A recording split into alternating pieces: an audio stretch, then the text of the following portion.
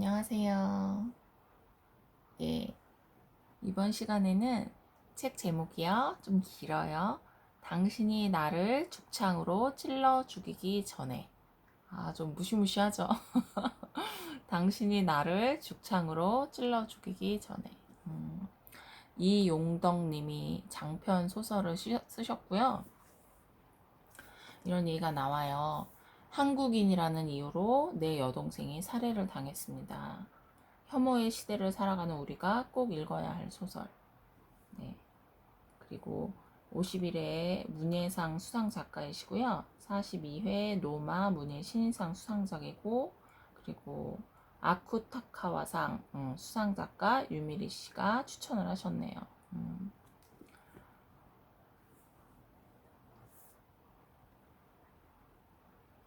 뒤에 예, 내용 좀 볼게요. 혐한으로 혐한 뭔지 아시죠? 예, 한국을 매우 혐오하는 그런 사상을 말하죠. 혐한으로 물든 일본 사회에 반격을 가하려는 베일에 쌓인 여섯 청년들의 이야기라고 되어 있네요. 자, 추천평 한번 읽어볼게요. 최근 읽은 소설 중에서 가장 강렬한 작품이다. 당신이 나를 죽창으로 찔러 죽이기 전에는 혐한이라는 괴물에 맞서 싸워나가는 제일동포 청년들의 박력 넘치는 이야기를 가장 소설다운 방식으로 그려낸다. 한 번도 경험해보지 못한 세상을 살아가는 중인 우리 모두에게 이 소설은 세상에 만연한 분노와 혐오, 정치가 이를 이용하는 방식, 결국 무력하게 당할 수밖에 없는 소수자들의 삶의 고통과 무게에 대해 다시금 생각해보게 한다. 무시무시하고 충격적인 결말과 함께 책을 덮고 나면 일본뿐만 아니라 끝없이 증오가 퍼져나가는 세계를 향해 질문을 던지게 된다. 혐오가 정치가 되는 사회에서 우리는 무엇을 할 수 있는가? 당신이 나를 죽창으로 찔러 죽이기 전에는 더 나은 세상을 위해 우리가 꼭 읽고 깊이 생각해야 할 작품이다. 네, 이렇게 되어 있네요. 참 이게 정말 일본에 우리 제일 교포들 많이 사시잖아요. 지금 이제 6사람의 그 인물이 나오는데요.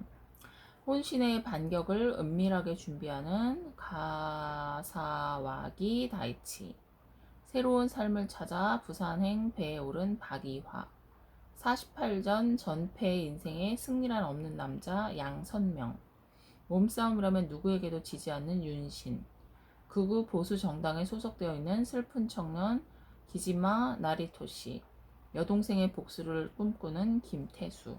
네, 이렇게 6청년들의 이야기예요.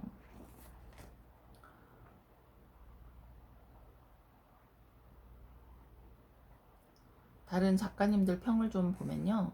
일본의 현재를 향해 던지는 폭탄과도 같은 도발적 문제작. 무시무시하다. 피가 들끓는다. 불길하면서도 새로운 제1의 이야기가 탄생했다. 이 전율의 디스토피아 이야기는 어두운 심연에서 기도밖에 할 수 없는 우리의 모습을 관통한다. 충격적인 제목만큼이나 내용도 충격적이었다. 기대보다 훨씬 좋았다. 앞으로도 이 작가의 작품을 찾아 읽고 싶다. 다 읽고 나면 한동안 멍해지고 뭐라 설명하기 어려운 여러 가지 감정들이 밀려온다. 요즘 같은 혐오의 시대에 다양한 질문을 던지는 의미 있는 소설이다. 라고 되어 있어요.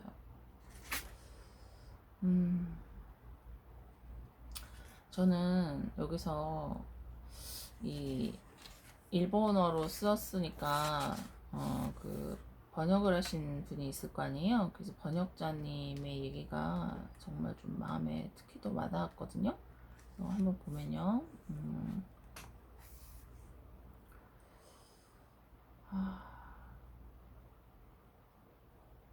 그러니까 그 역자 후기에 보면 그 일본으로 교환학생을 가셨대요. 그런데 그곳에 갔는데 제일 동포 분들을 좀 만났겠죠. 그 단체에 어떻게 가서 근데 그 제일동포에 대해서 생각보다 아는 게 하나도 없구나, 그걸 깨달으셨대요.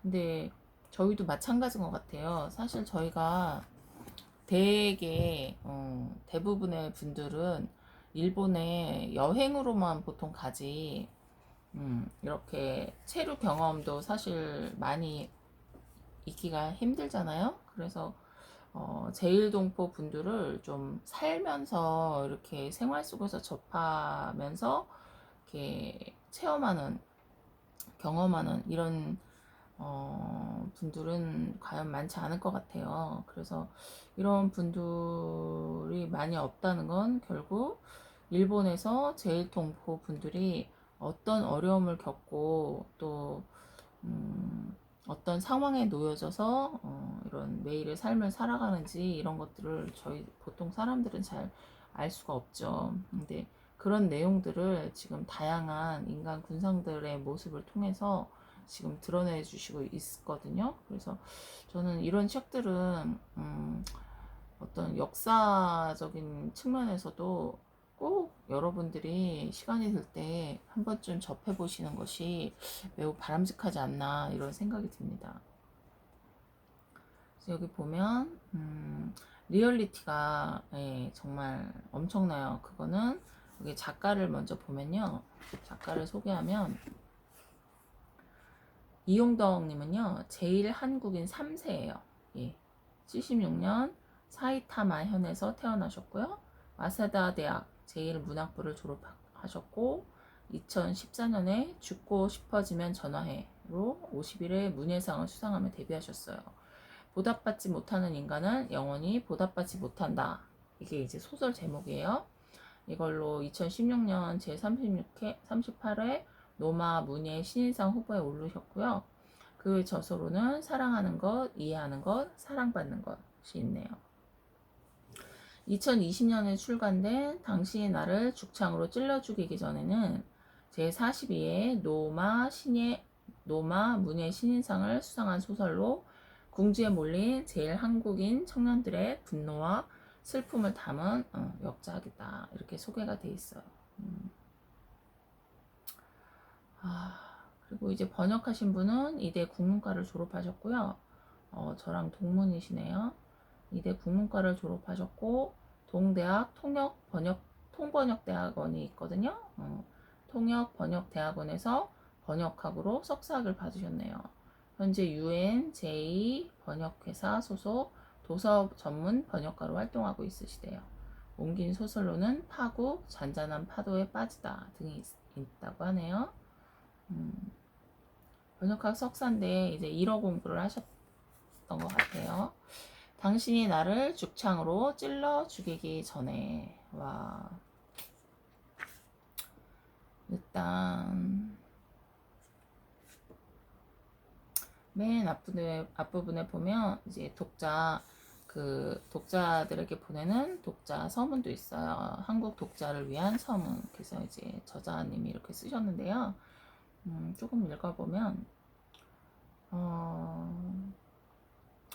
참고로 이 소설의 제목인 당신이 나를 죽창으로 찔러 죽이기 전에가 내포한 의미는 1923년 일본의 관동 대지진이 발생한 이후 조선인이 소동을 틈타 우물에 독을 풀었다와 같은 유언비어를 정말로 믿은 일본인들이 자경단을 급조하여 죽창과 곤봉과 단도 등 주변에 있던 흉기를 들고 그전까지 이웃에서 함께 생활하던 제일 조선인을 차례차례 학살한 역사적 사실을 바탕으로 했대요.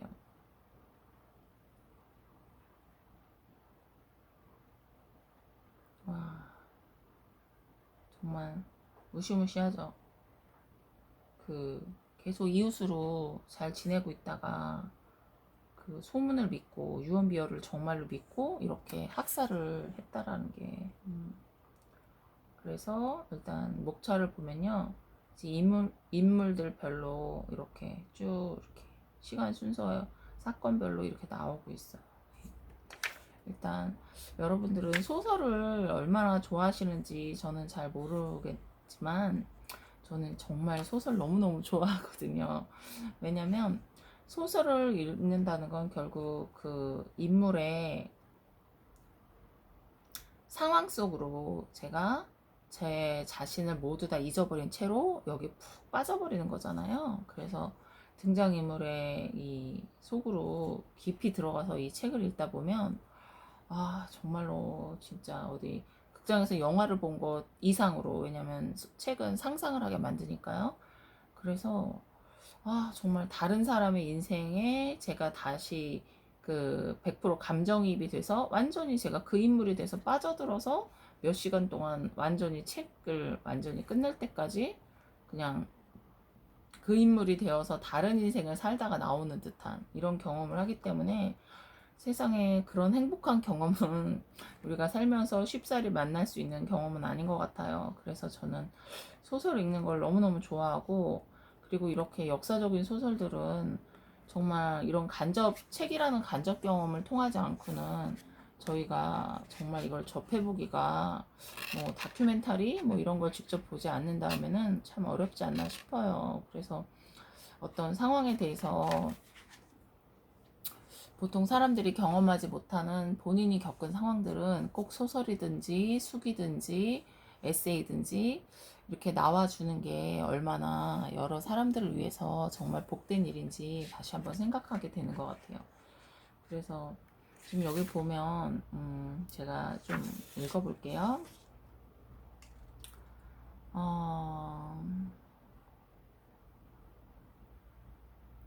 이 소설은 제일 한국인 3세 작가가 제일 동포를 주인공으로 쓴 소설이니만큼 리얼리티 면에서 일단 우리를 압도한다. 배경은 극우 배외주의자들이 정권과 여론을 장악한 근미래의 일본. 정부는 동성혼 합법화와 부부 별성제 등의 진보적인 정책을 추진하면서도 제일 한국인만은 철저하게 차별한다. 제일 한국인에게 불리한 법이 하나둘씩 제정되고 그들은 점차 사지로 내몰린다. 이러한 상황에서 주인공격인 가시와기 다이치는 상황을 반전시키고자 어떤 계획을 추진한다. 다이치는 계획을 위해 필요한 인물들을 하나씩 포섭해 나가고 그의 계획은 마지막에 이르러서야 그 전모를 드러낸다. 이러한 전개 속에서 제일 동포들이 경험하는 차별이 생생하게 그려진다.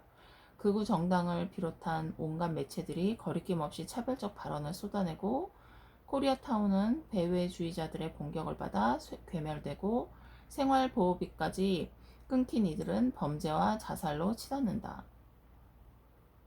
작중에서 수미 아버지가 경험한 일을 묘사한 부분도 무척 인상적이다.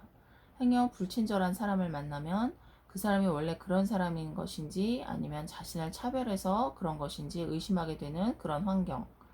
그 사람이 정말 어떤 생각을 가지고 행동했는가와 무관하게 그냥 그런 상황 자체에 넌드리가 나는 기분은 나도 익히 경험해서 알고 있다. 아마 인종차별이 심하다고 알려진 나라에 여행을 가본 사람들도 일부 공감할 수 있을 것이다. 제일 동포들의 다양한 입장이 드러나 있다는 것 또한 이 소설의 미덕이다. 저는 이 부분이 정말 좋았거든요. 일본으로 귀화한 다이치. 귀화하지는 않았지만 한국어도 못하고 한국을 외국이라고 생각하는 선명. 반면 한국이 모국이라고 생각하는 이화. 제일 동포라는 하나의 단어로 뭉뚱그려지기 십상인 이들은 사실 우리 모두가 그렇듯 저마다 다른 상황에 놓여 있으며 다른 가치관을 가지고 있다. 제일 동포를 가리키는 말로 제일 조선인, 제일 한국인, 제일 코리안 등 다양한 명칭이 존재한다는 사실을 처음 한 독자도 있을 것 같다. 해방 이후 조선이 남한과 북한으로 분단되면서 남북 중 하나를 선택할 수 없었던 이들. 자신의 민족적 뿌리는 조선이라고 생각하는 제일 동포들은 조선 국적을 버리지 않았다고 한다. 그들은 실질적 무국적자라고 볼 수 있는데 그로 인한 숱한 불편들을 감수하면서까지 자신의 뿌리를 이어가고자 하는 그들의 마음을 나는 감히 헤아릴 수조차 없다. 민족이니 조국이니 하는 우리가 별 의심 없이 받아들이는 개념들이 사실은 얼마나 모호한 것인지 얼마나 가변적인 것인지를 새삼 깨달을 뿐이다. 네. 이렇게 나와요. 제가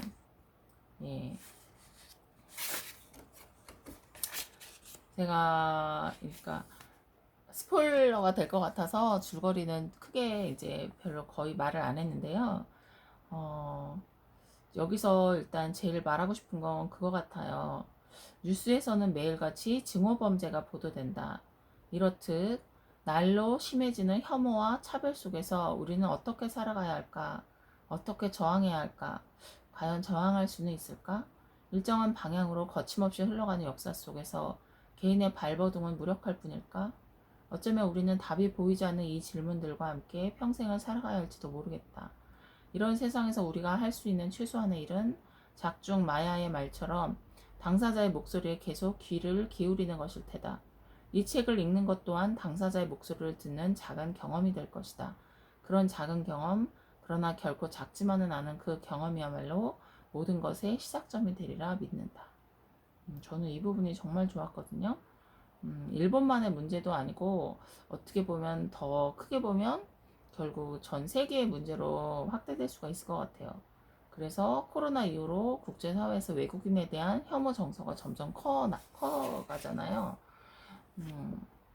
그래서 이 소설은 지금 당신이 나를 죽창으로 찔러 죽이기 전에 지금 제가 앞에서 말했듯이 혐오와 그리고 차별에 관한 그런 내용이고 가깝게는 지금 제일동포 이야기를 다루고 있지만 결국은 전 인간, 전 세계에서 일어나고 있는 일로 좀 확대를 해서 생각을 해보면 좀 우리에게 굉장히 좀 깊이 생각할 거리를 던져주고 있는 책 같은데요.